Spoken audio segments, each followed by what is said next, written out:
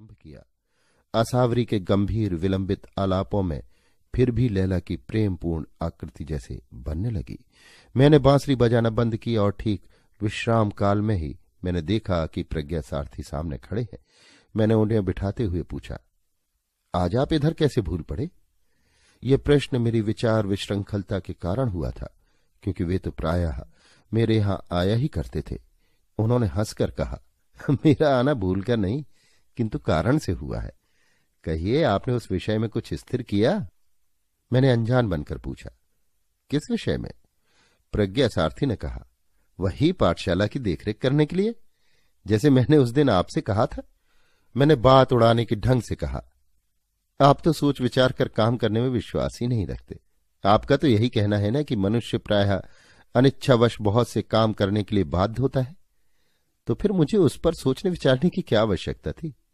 जब वैसा अवसर आवेगा तब देखा जाएगा। कृपया मेरी बातों का मनोनुकूल अर्थ न लगाइए।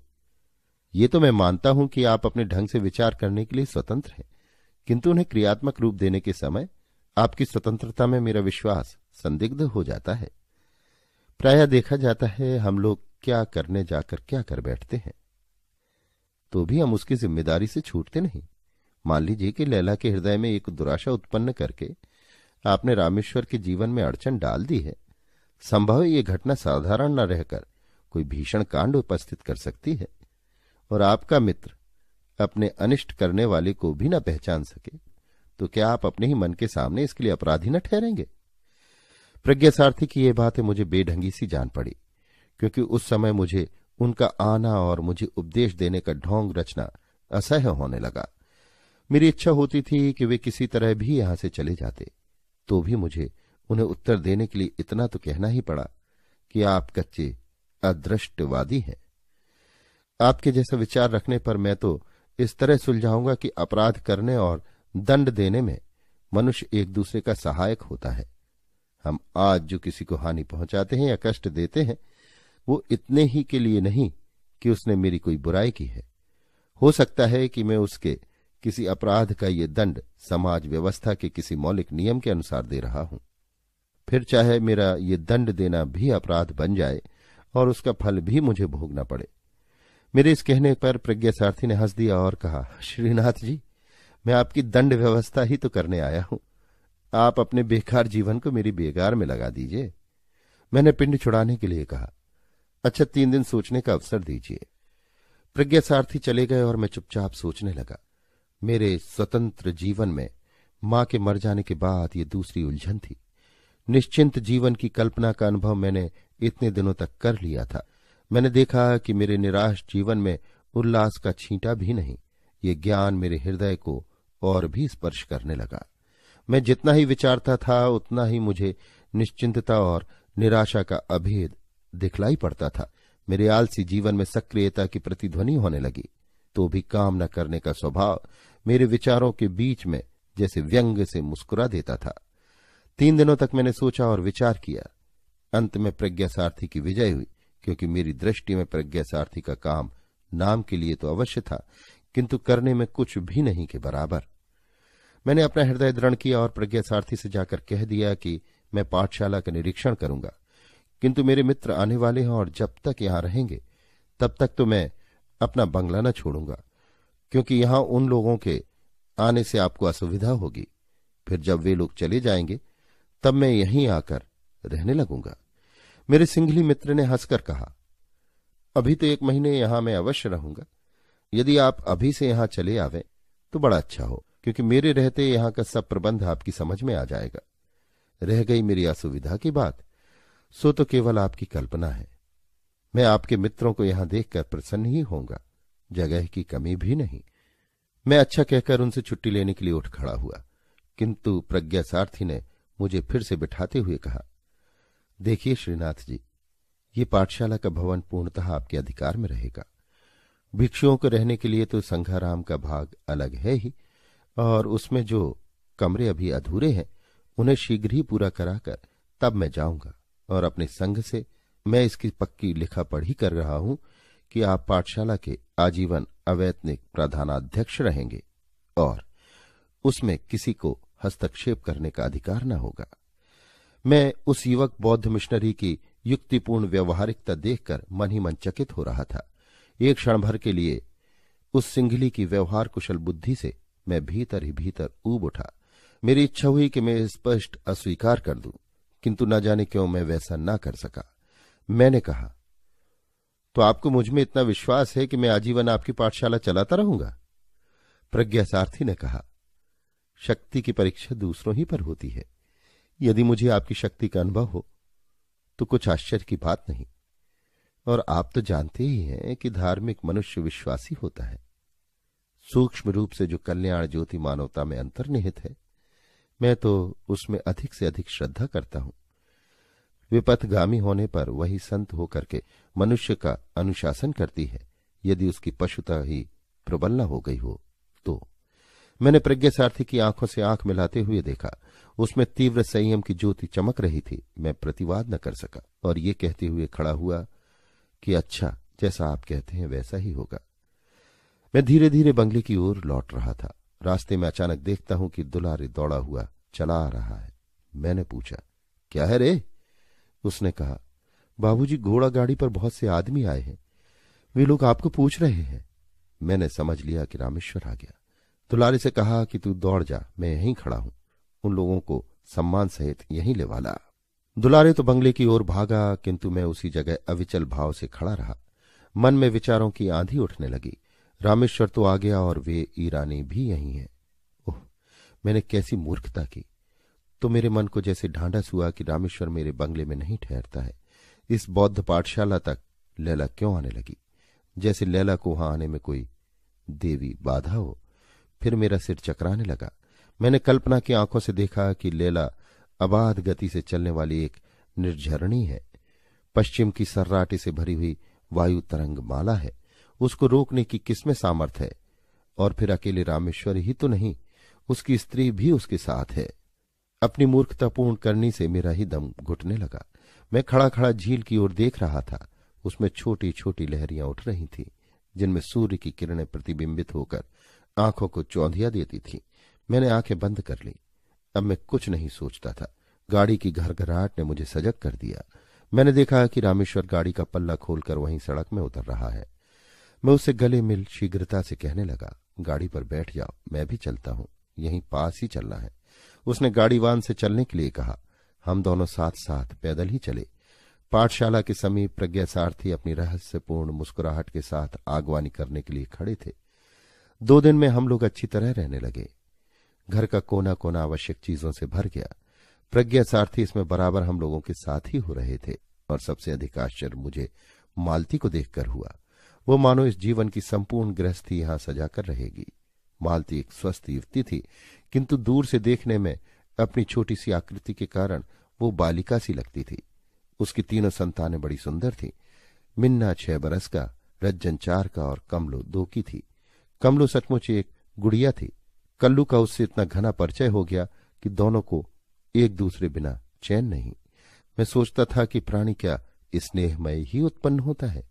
अज्ञात प्रदेशों से आकर वो संसार में जन्म लेता है, फिर अपने लिए स्नेहमय संबंध बना लेता है। किंतु मैं सदैव इन बुरी बातों से भागता ही रहा। इसे मैं अपना सौभाग्य कहूं या दुर्भाग्य। इन्हीं कई दिनों में रामेश्वर के प्रति मेरे हृदय में इतना स्नेह उमड़ा कि मैं उसे एक क्षण छोड़ने के लिए प्रस्तुत न था। अब हम लोग साथ बैठकर भोजन करते, साथ ही टहलने निकलते। बातों का तो अंत ही न था। कल्लू तीनों को बहलाए रहता, दुलारे खाने पीने का प्रबंध कर लेता। रामेश्वर से मेरी बातें होती और मालती चुपचाप सुना करती। कभी कभी बीच में कोई अच्छी सी मीठी बात बोल भी देती। और प्रज्ञासारथी को तो मानो एक पाठशाला ही मिल गई थी। वे गृहस्थ जीवन का चुपचाप अच्छा सा अध्ययन कर रहे थे। एक दिन मैं बाजार से अकेला लौट रहा था। बंगले के पास मैं पहुंचा ही था कि लैला मुझे दिखाई पड़ी। वो अपने घोड़े पर सवार थी। मैं क्षण भर तक विचारता रहा कि क्या करूं। तब तक घोड़े से उतरकर वो मेरे पास चली आई। मैं खड़ा हो गया था। उसने पूछा, बाबूजी, आप कहीं चले गए थे? हां। अब इस बंगले में आप नहीं रहते? मैं तुमसे एक बात कहना चाहता हूं लैला, मैंने घबराकर उससे कहा। क्या बाबूजी? वो चिट्ठी है मेरे ही पास। क्यों? मैंने उसमें कुछ झूठ कहा था। झूठ? लैला की आंखों से बिजली निकलने लगी। हाँ लैला, उसमें रामेश्वर ने लिखा था कि मैं तुमको नहीं चाहता, मुझे बाल बच्चे हैं। तुम झूठे दगाबाज, कहती हुई लैला अपनी छुरी की ओर देखती हुई दांत पीसने लगी। मैंने कहा, लैला तुम मेरा कस, तुम मेरे दिल से दिल लगी करते थे, कितने रंज की बात है। वो कुछ न कह सकी, वहीं बैठकर रोने लगी। मैंने देखा कि बड़ी आफत है, कोई मुझे इस तरह यहां देखेगा तो क्या कहेगा। मैं तुरंत वहां से चल देना चाहता था, किंतु लैला ने आंसू भरी आंखों से मेरी ओर देखते हुए कहा, तुमने मेरे लिए दुनिया में एक बड़ी अच्छी बात सुनाई थी, वो मेरी हंसी थी। इसे जानकर आज मुझे इतना गुस्सा आता है कि मैं तुमको मार डालूं या आप ही मर जाऊं। लैला दांत पीस रही थी। मैं कांप उठा, अपने प्राणों के भय से नहीं किंतु लैला के साथ अदृष्ट के खिलवाड़ पर और अपनी मूर्खता पर। मैंने प्रार्थना के ढंग से कहा, लैला मैंने तुम्हारे मन को ठेस लगा दी है, इसका मुझे बड़ा दुख है, अब तुम उसको भूल जाओ। तुम भूल सकते हो, मैं नहीं, मैं खून करूंगी। उसकी आंखों से ज्वाला निकल रही थी। किसका लैला? मेरा? ओ नहीं, तुम्हारा नहीं। तुमने एक दिन मुझे सबसे बड़ा आराम दिया है, वो झूठा तुमने अच्छा नहीं किया था, तो भी मैं तुम्हें अपना दोस्त समझती हूं। तब किसका खून करोगी?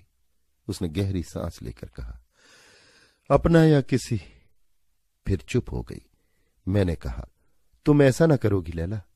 मेरा और कुछ कहने का साहस नहीं होता था। उसी ने फिर पूछा, वो जो तेज हवा चलती है, जिसमें बिजली चमकती है, बर्फ गिरती है, जो बड़े बड़े पेड़ों को तोड़ डालती है, हम लोगों के घरों को उड़ा ले जाती है। आंधी, मैंने बीच ही में कहा। हां, वही मेरे यहां चल रही है, कहकर लैला ने अपनी छाती पर हाथ रख दिया। लैला, मैंने अधीर होकर कहा, मैं उसको एक बार देखना चाहती हूं। उसने भी व्याकुलता से मेरी ओर देखते हुए कहा, मैं उसे दिखा दूंगा, पर तुम उसकी कोई बुराई तो न करोगी। मैंने कहा, हुश, कहकर लैला ने अपनी काली आंखें उठाकर मेरी ओर देखा। मैंने कहा, अच्छा लैला, मैं दिखा दूंगा, कल मुझसे यही मिलना। कहती हुई वो घोड़े पर सवार हो गई। उदास लैला के बोझ से वो घोड़ा भी धीरे धीरे चलने लगा और लैला झुकी हुई सी उस पर मानो किसी तरह बैठी थी। मैं वहीं थोड़ी देर तक खड़ा रहा और फिर धीरे धीरे अनिच्छापूर्वक पाठशाला की ओर लौटा। प्रज्ञा सारथी पीपल के नीचे शिलाखंड पर बैठे थे। मिन्ना उनके पास खड़ा उनका मुंह देख रहा था। प्रज्ञा सारथी की रहस्यपूर्ण हंसी आज अधिक उदार थी। मैंने देखा कि वो उदासीन विदेशी अपनी समस्या हल कर चुका है। बच्चों की चहल पहल ने उसके जीवन में वांछित परिवर्तन ला दिया है और मैं कह चुका था, इसलिए दूसरे दिन लैला से भेंट करने पहुंचा। देखता हूं कि वो पहले ही से वहां बैठी है। निराशा से उदास उसका मुंह आज पीला हो रहा था। उसने हंसने की चेष्टा नहीं की और न मैंने ही। उसने पूछा, तो कब, कहाँ चलना होगा? मैं तो सूरत में उससे मिली थी, वहीं उसने मेरी चिट्ठी का जवाब दिया था। अब कहाँ चलना होगा? मैं भौचक सा हो गया। लैला को विश्वास था कि सूरत, बंबई, कश्मीर, वो चाहे कहीं भी हो, मैं उसे लिवाकर चलूंगा ही और रामेश्वर से भेंट करा दूंगा। संभवतः उसने मेरे परिहास का दंड निर्धारित कर लिया था। मैं सोचने लगा, क्या करूं? लैला ने फिर कहा, मैं उसकी बुराई न करूंगी, तुम डरो मत। मैंने कहा, वो यहीं आ गया है, उसके बाल बच्चे सब साथ हैं लैला, तुम चलोगी? वो एक बार सिर से पैर तक कांप उठी और मैं घबरा गया। मेरे मन में नई आशंका हुई, आज मैं क्या दूसरी भूल करने जा रहा हूं। उसने संभल कर कहा, हां चलूंगी बाबू। मैंने गहरी दृष्टि से उसके मुंह की ओर देखा तो अंधड़ नहीं किंतु एक शीतल मलय का व्याकुल झोंका उसकी घुंघराली लटों के साथ खेल रहा था। मैंने कहा, अच्छा मेरे पीछे पीछे चलो, आओ। मैं चला और वो मेरे पीछे थी। जब पाठशाला के पास पहुंचा तो मुझे हारमोनियम का स्वर और मधुर आलाप सुनाई पड़ा। मैं ठिठक कर सुनने लगा। रमणी कंठ की मधुर ध्वनि। मैंने देखा कि लैला की भी आंखें उस संगीत के नशे में मतवाली हो चली हैं। उधर देखता हूं तो कमलों को गोद में लिए प्रज्ञा सारथी भी झूम रहे हैं। अपने कमरे में मालती छोटे से सफरी बाजे पर पीलू गा रही है और अच्छी तरह गा रही है। रामेश्वर लेटा हुआ उसके मुंह की ओर देख रहा है। पूर्ण तृप्ति, प्रसन्नता की माधुरी दोनों के मुंह पर खेल रही है। पास ही रज्जन और मिन्ना बैठे हुए अपने माता और पिता को देख रहे हैं। हम लोगों के आने की बात कौन जानता है। मैंने एक क्षण के लिए अपने को कोसा। इतने सुंदर संसार में कलह की ज्वाला जलाकर मैं तमाशा देखने चला था। हाय रे मेरा कुतूहल। और लैला स्तब्ध अपनी बड़ी बड़ी आंखों से एक टक न जाने क्या देख रही थी। मैं देखता था कि कमलो प्रज्ञा सारथी की गोद से धीरे से खिसक पड़ी और बिल्ली की तरह पैर दबाती हुई अपनी मां की पीठ पर हंसती हुई गिर पड़ी और बोली, मां। और गाना रुक गया। कमलो के साथ मिन्ना और रज्जन भी हंस पड़े। रामेश्वर ने कहा, कमलो तू बली पाजी है ले, बा पाजी लाल लाल। कहकर कमलो ने अपनी नन्ही सी उंगली उठाकर हम लोगों की ओर संकेत किया। रामेश्वर तो उठकर बैठ गए। मालती ने मुझे देखते ही सिर का कपड़ा तनिक आगे की ओर खींच लिया और लैला ने रामेश्वर को देखकर सलाम किया। दोनों की आंखें मिली। रामेश्वर के मुंह पर पल भर के लिए घबराहट दिखाई पड़ी। फिर उसने संभल कर पूछा, अरे लैला, तुम यहां कहां? चरियारी न लोगे बाबू? कहती हुई लैला निर्भीक भाव से मालती के पास जाकर बैठ गई। मालती लैला पर एक सलज्ज मुस्कान छोड़ती हुई उठ खड़ी हुई। लैला उसका मुंह देख रही थी, किंतु उस ओर ध्यान न देकर मालती ने मुझसे कहा, भाई जी आपने जलपान नहीं किया? आज तो आप ही के लिए मैंने सूरन के लड्डू बनाए। तो देती क्यों नहीं पगली? मैं सवेरे से ही भूखा भटक रहा हूं, मैंने कहा। मालती जलपान ले आने गई। रामेश्वर ने कहा, चरियारी ले आई हो? लैला ने हां कहते हुए अपना बैग खोला। फिर रुककर उसने अपने गले से एक ताबीज निकाला। रेशम से लिपटा हुआ चौकोर ताबीज का सीवन खोलकर उसने वो चिट्ठी निकाली। मैं स्थिर भाव से देख रहा था। लैला ने कहा, पहले बाबूजी इस चिट्ठी को पढ़ दीजिए। रामेश्वर ने कंपित हाथों से उसको खोला। वो उसी का लिखा हुआ पत्र था। उसने घबराकर लैला की ओर देखा। लैला ने शांत स्वरों में कहा, पढ़िए बाबू, मैं आप ही के मुंह से सुनना चाहती हूं। रामेश्वर ने दृढ़ता से पढ़ना आरंभ किया, जैसे उसने अपने हृदय का समस्त बल आने वाली घटनाओं का सामना करने के लिए एकत्र कर लिया हो, क्योंकि मालती जलपान लिए आ ही रही थी। रामेश्वर ने पूरा पत्र पढ़ लिया, केवल नीचे अपना नाम नहीं पढ़ा। मालती खड़ी सुनती रही और मैं सूरन के लड्डू खाता रहा। बीच बीच में मालती का मुंह देख लिया करता था। उसने बड़ी गंभीरता से पूछा, भाई जी लड्डू कैसे हैं? ये तो आपने बताया नहीं, धीरे से खा गए। जो वस्तु अच्छी होती है वही तो गले में धीरे से उतार ली जाती है, नहीं तो कड़ी वस्तु के लिए थू-थू न करना पड़ता। मैं कह ही रहा था कि लैला ने रामेश्वर से कहा, ठीक तो मैंने सुन लिया, अब आप उसको फाड़ डालिए, तब आपको चरियारी दिखाऊं। रामेश्वर सचमुच पत्र फाड़ने लगा। चिंदी चिंदी उस कागज के टुकड़े की उड़ गई और लैला ने एक छिपी हुई गहरी सांस ली, किंतु मेरे कानों ने उसे सुन ही लिया। वो तो एक भयानक आंधी से कम न थी। लैला ने सचमुच एक सोने की चरियारी निकाली, उसके साथ एक सुंदर मूंगे की माला। रामेश्वर ने चरियारी लेकर देखा। उसने मालती से 50 के नोट के लिए कहा। मालती अपने पति के व्यवसाय को जानती थी। उसने तुरंत नोट दे दिए। रामेश्वर ने जब नोट लैला की ओर बढ़ाए तब कमलो सामने आकर खड़ी हो गई। बा लाल, रामेश्वर ने पूछा, क्या है रे कमलो? पुतली सी सुंदर बालिका ने रामेश्वर के गालों को अपने छोटे से हाथों से पकड़कर कहा, लाल लाल लाल। लैला ने नोट ले लिए थे। पूछा, बाबूजी मूंगे की माला न लीजिएगा? नहीं। लैला ने माला उठाकर कमलो को पहना दी। रामेश्वर नहीं नहीं ही कर रहा था, किंतु उसने सुना नहीं। कमलो ने अपनी मां को देखकर कहा, मां लाल। वो हंस पड़ी और कुछ नोट रामेश्वर को देते हुए बोली, तो ले ना लो, इसका भी दाम दे दो। लैला ने तीव्र दृष्टि से मालती को देखा। मैं तो सहम गया था। मालती हंस पड़ी। उसने कहा, क्या दाम न लोगी? लैला कमलो का मुंह चूमती हुई उठ खड़ी हुई।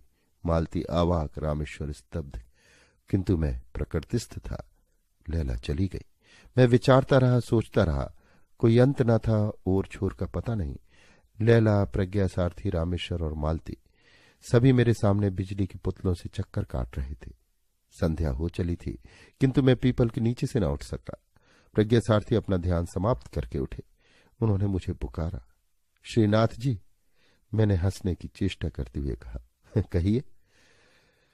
आज तो आप भी समाधिस्थ रहे, तब भी इसी पृथ्वी पर था जहां लालसा क्रंदन करती है, दुखानुभूति हंसती है और नियति अपने मिट्टी के पुतलों के साथ अपना क्रूर मनोविनोद करती है। किंतु आप तो बहुत ऊंचे किसी स्वर्गीय भावना में। ठहरिए श्रीनाथ जी। सुख और दुख, आकाश और पृथ्वी, स्वर्ग और नरक के बीच में है वो सत्य जिसे मनुष्य प्राप्त कर सकता है। मुझे क्षमा कीजिए, अंतरिक्ष में उड़ने की मुझमें शक्ति नहीं, मैंने परिहास पूर्वक कहा। साधारण मन की स्थिति को छोड़कर जब मनुष्य कुछ दूसरी बात सोचने के लिए प्रयास करता है, तब क्या वो उड़ने का प्रयास नहीं? हम लोग कहने के लिए द्विपद हैं, किंतु देखिए तो जीवन में हम लोग कितनी बार उचकते हैं, उड़ान भरते हैं। वही तो उन्नति की चेष्टा, जीवन के लिए संग्राम और भी क्या क्या नाम से प्रशंसित नहीं होती।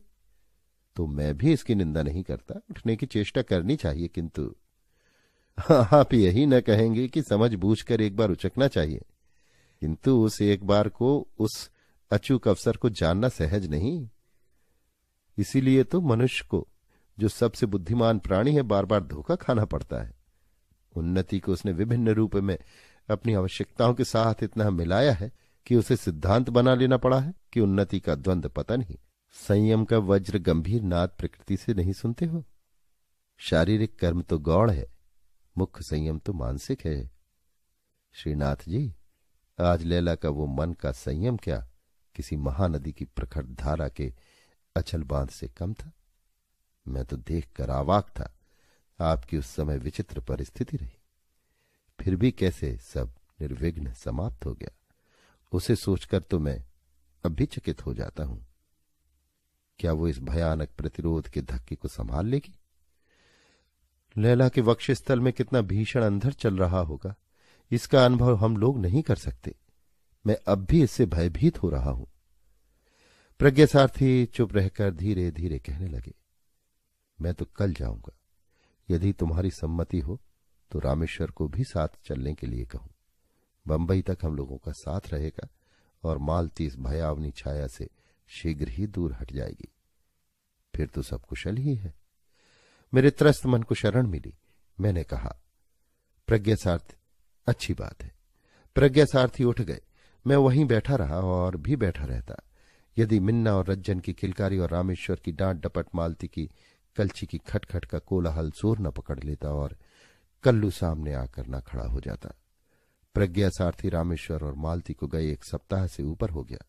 अभी तक उस वास्तविक संसार का कोलाहल सुदूर से आती हुई मधुर संगीत की प्रतिध्वनि के समान मेरे कानों में गूंज रहा था। मैं अभी तक उस मादकता को उतार न सका था। जीवन में पहले किसी निश्चिंतता का विराग नहीं, ना तो वो बेपरवाही रही। मैं सोचने लगा कि अब मैं क्या करूं, कुछ करने की इच्छा क्यों। मन के कोने से चुटकी लेते कौन पूछ बैठा। किए बिना तो रहा नहीं जाता। करो भी, पाठशाला से क्या मन ऊब चला? उतने से संतोष नहीं होता। और क्या चाहिए, यही तो समझ नहीं सका। नहीं तो ये प्रश्न ही क्यों करता कि अब मैं क्या करूं। मैंने झुंझला कर कहा। मेरी बातों का उत्तर लेने देने वाला मुस्कुराकर हट गया। मैं चिंता के अंधकार में डूब गया। वो मेरी ही गहराई थी जिसकी मुझे था न थी। मैं प्रकृतिस्थ हुआ कब, जब एक उदास और ज्वालामयी तीव्र दृष्टि मेरी आंखों में घुसने लगी। अपने उस अंधकार में मैंने एक ज्योति देखी। मैं स्वीकार करूंगा कि वो लैला थी। इस पर हंसने की इच्छा हो तो हंस लीजिए, किंतु मैं लैला को पा जाने के लिए विकल नहीं था, क्योंकि लैला जिसको पाने की अभिलाषा करती थी वही उसे ना मिला और परिणाम ठीक मेरी आंखों के सामने था। तब मेरी सहानुभूति क्यों जगी? हाँ, वो सहानुभूति थी। लैला जैसे दीर्घ पथ पर चलने वाले मुझ पथिक की चिरसंगनी थी। उस दिन इतना ही विश्वास करके मुझे संतोष हुआ। रात को कलुआ ने पूछा, बाबूजी आप घर न चलिएगा?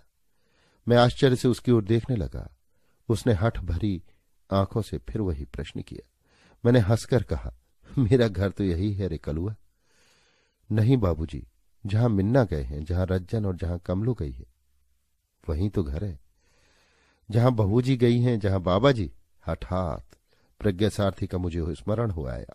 मुझे क्रोध में रहना पड़ा। कलुआ, मुझे और कहीं घरवर नहीं है। फिर मन ही मन कहा, इस बात को वो बौद्ध समझता था। सबको घर है, बाबा जी को, बहू जी को, मिन्ना को, सबको। आपको नहीं है, उसने ठुनकते हुए कहा।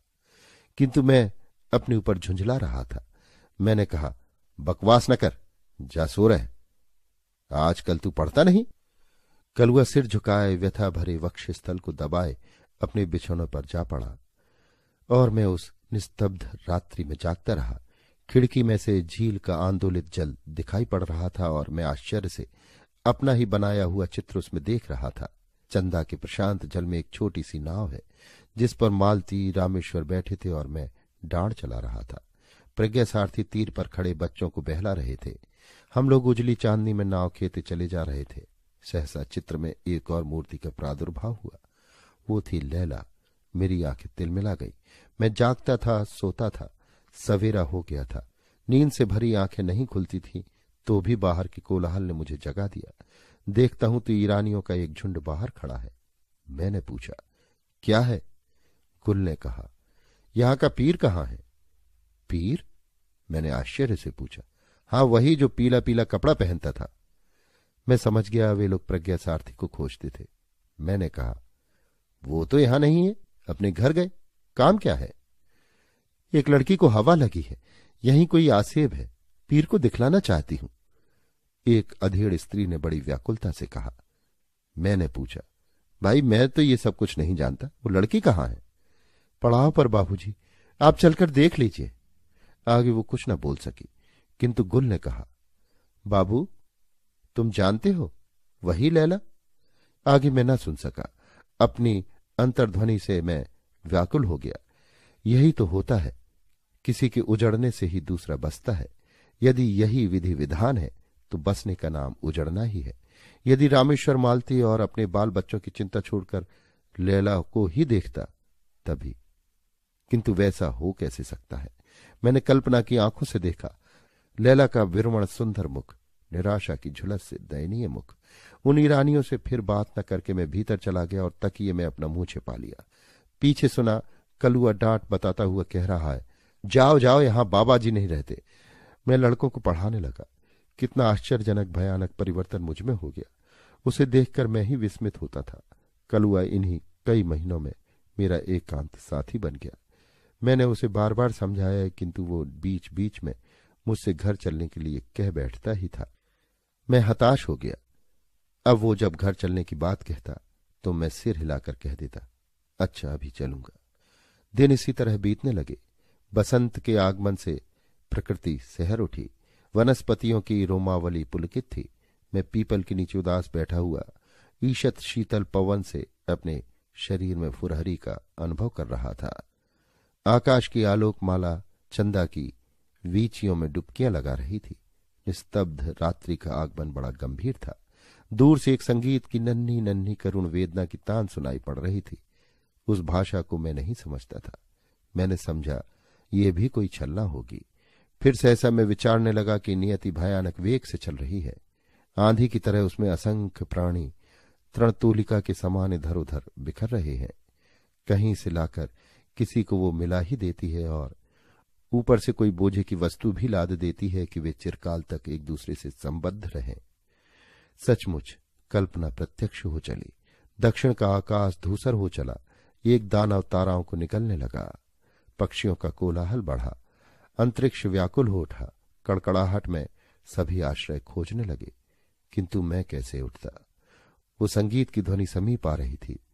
वज्र निर्घोष को भेद कर कोई कलेजे से गा रहा था। अंधकार के साम्राज्य में तृण लता वृक्ष सचराचर कंपित हो रहे थे। कलुआ की चीत्कार सुनकर भीतर चला गया। उस भीषण कोलाहल में भी वही संगीत ध्वनि पवन के हिंडोले पर झूल रही थी, मानो पाठशाला के चारों ओर लिपट रही थी। सहसा एक भीषण अर्राहट हुई। अब मैं टॉर्च लिए बाहर आ गया। आंधी रुक गई थी। मैंने देखा पीपल की बड़ी सी डाल फटी पड़ी है और लैला नीचे दबी हुई अपनी भावनाओं की सीमा पार कर चुकी है। मैं अब भी चंदा तट की बौद्ध पाठशाला का अवैतनिक अध्यक्ष हूं। प्रज्ञा सारथी के नाम को कोसता हुआ दिन बिताता हूं। कोई उपाय नहीं। वही जैसे मेरे जीवन का केंद्र है। आज भी मेरे हृदय में आंधी चला करती है और उसमें लैला का मुख बिजली की तरह कौंधा करता है। अभी आप सुन रहे थे जयशंकर प्रसाद की लिखी कहानी आना आरंभ किया। आसावरी के गंभीर विलंबित आलापों में फिर भी लैला की प्रेमपूर्ण आकृति जैसे बनने लगी। मैंने बांसुरी बजाना बंद की और ठीक विश्राम काल में आरंभ किया। असावरी के गंभीर विलंबित आलापों में